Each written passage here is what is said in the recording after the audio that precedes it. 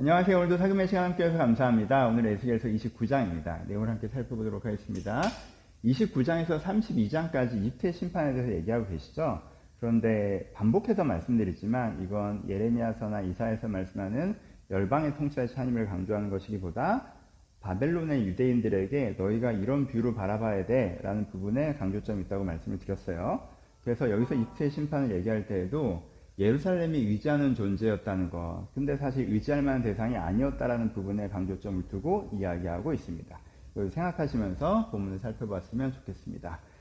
크게 5단락? 단락까지는 아닌데 이렇게 5개로 나눠서 살펴볼 수 있겠죠. 첫 번째 단락은 이트에 대한 얘기를 하시는데 교만한 악어라고 이트를 표현하고 있습니다.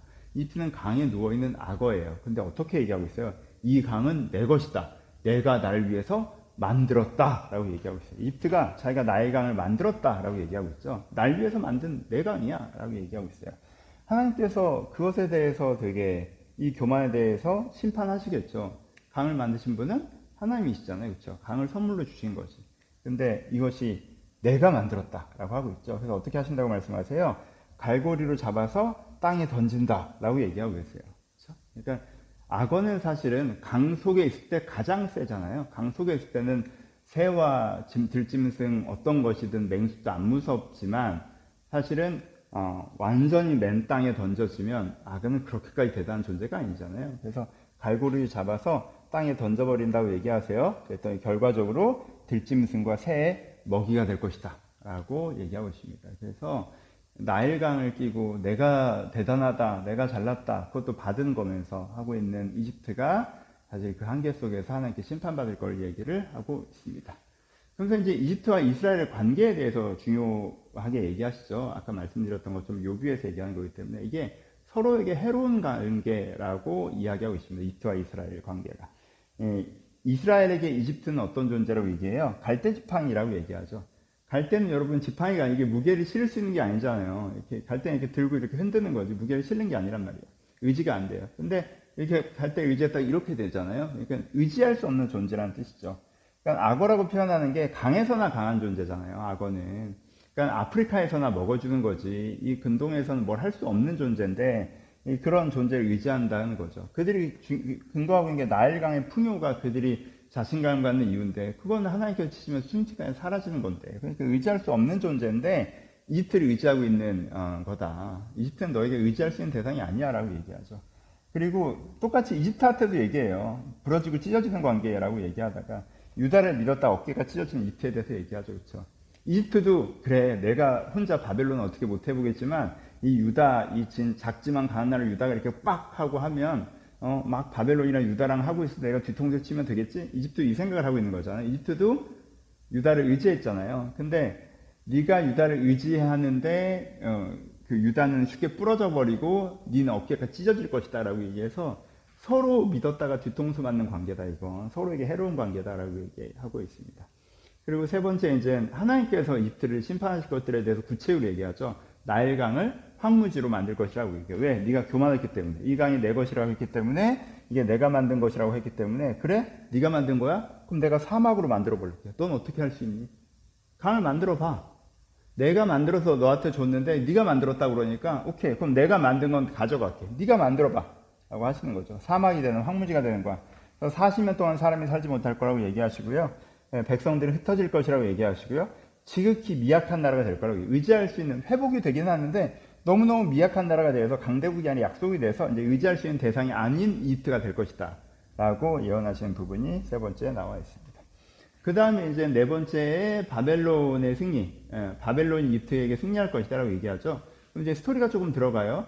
바벨론이 두로를 침공하는데 실패해요. 근데 이집트를 하나님께서 아유 두로 침공하는 거 내가 시킨 일인데 고상했다.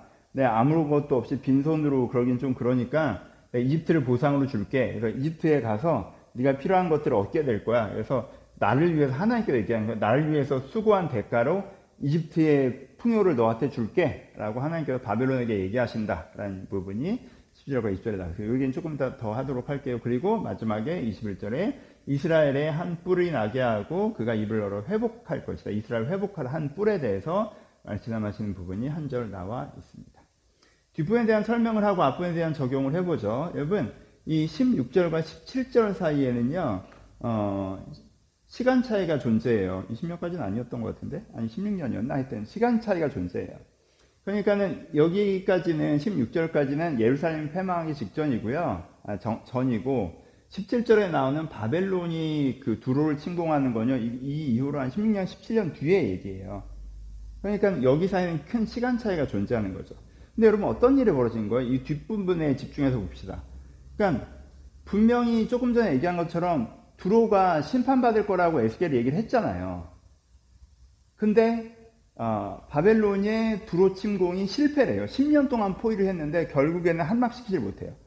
그 소식을 딱 들은 바벨론의 유대인들이 무슨 생각이 들까요? 에스겔의 예언에 분명히 두로가 멸망한다고 했었는데 바벨론이 멸망시키는 줄 알았는데 안 망했네. 그럼 에스겔의 예언이 틀린 거네. 그럼 우리가 회복될 거라는 예언도 믿을 수 있나? 약간 이렇게 되는 게 있잖아요. 그렇죠? 그래서 이 사건 때문에 이 사람들이 갖고 있는 어떤 그 바벨론의 유대인들이 갖고 있던 예언에 의심이 좀 생기는 거죠. 그거에 대해서 지금 두로가 승리해서 예언에 의심을 하고 있지만 사실 그래도 회복에 의심을 하고 있지만 그게 아니다. 하나님의 내가 하는 예언이라는 건 계획의 예언이 아니라 지향의 예언이야.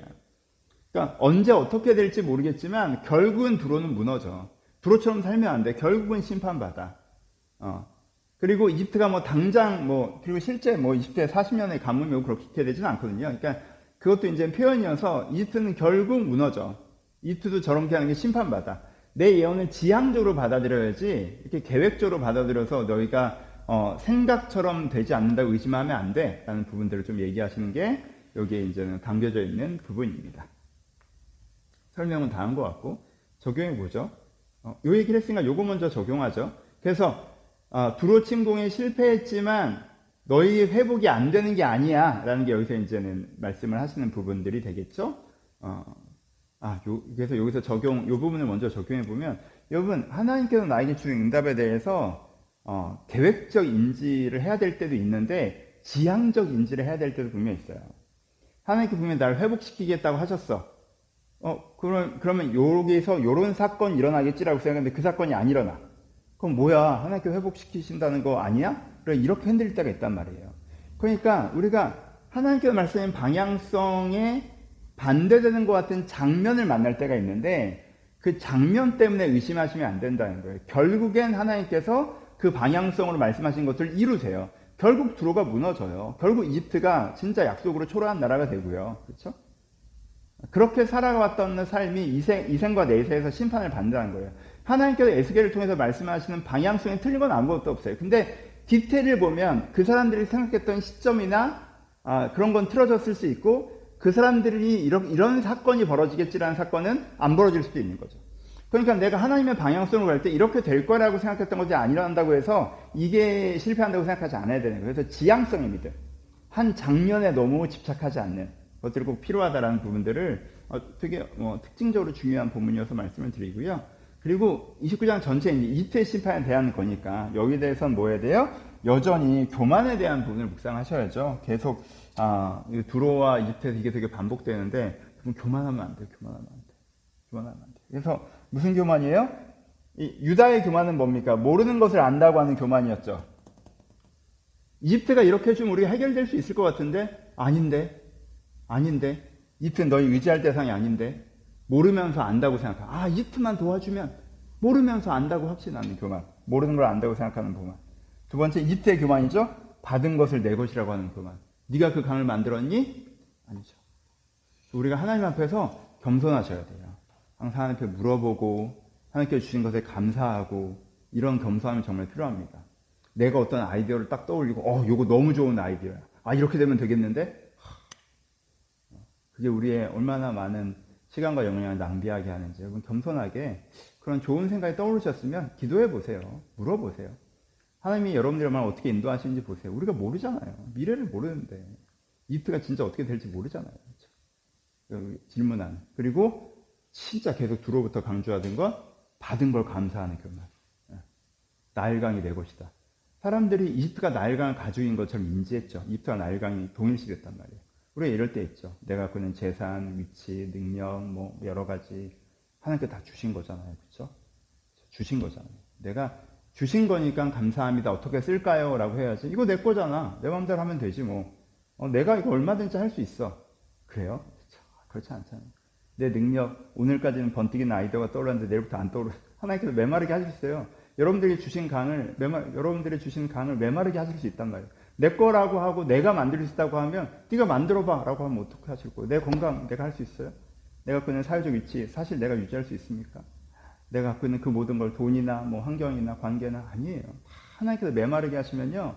하루아침에 그 강이 황무지가 될 수 있어요. 그러니까 우리가 받은 것에 감사하시고 하나님께 어떻게 쓸지 겸손하게 고백하는 그런 믿음이 꼭 필요하다라는 부분도 다시 한번 묵상해 보셨으면 좋겠습니다. 감사합니다.